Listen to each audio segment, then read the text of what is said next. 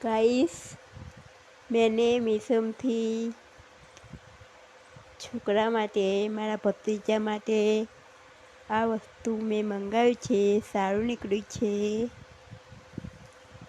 કેવું છે મને લાઈક ફોલો કરીને બતાવજો. ગાઈસ આ મેં મીશોમાંથી મંગાવ્યું છે. કેવું છે, કેવું નીકળ્યું છે એ मेरे को फॉलो लाइक करके बताना.